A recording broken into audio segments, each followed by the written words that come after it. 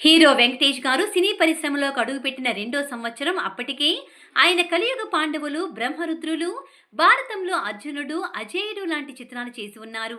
1987లో సుబ్బిరామిరెడ్డి గారు నిర్మాణ సారథ్యంలో మురళీమోహన్ రావు గారు దర్శకత్వం వహించిన త్రిమూర్తుల సినిమాలో వెంకటేష్, అర్జున్, రాజేంద్ర ప్రసాద్, ఖుష్బూ, శోభన, అశ్విని హీరోయిన్స్ గా నటించారు.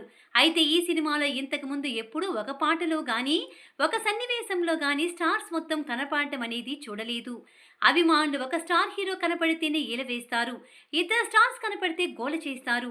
ముగ్గురు స్టార్స్ కనపడితే పండగ చేసుకుంటారు. కానీ అభిమానులు ఊహించినంత మంది సినీ స్టార్స్ తెరపై కనపడితే వారి ఆనందానికి ఇక అంతే ఉండదు. అలాంటి అరుదైన ఫిట్ త్రిమూర్తుల సినిమాలో జరిగింది.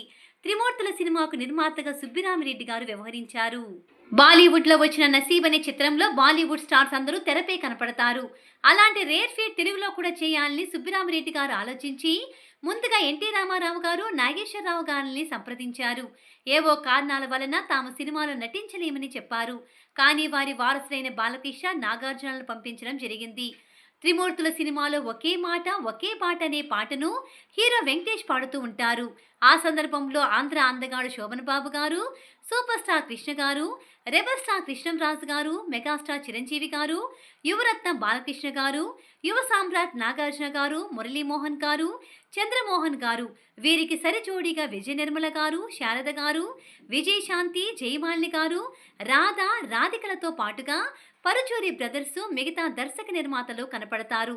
వీరితో పాటుగా ఇదే సినిమాలో మల్టీ స్టారర్స్ వెంకటేష్, అర్జున్, రాజేంద్ర ప్రసాద్, శోభన, అశ్విని సినిమా మొత్తంగా కనపడటం ఆనాటి ప్రేక్షకుల ఆనందానికి అవధులు లేకుండా పోయింది.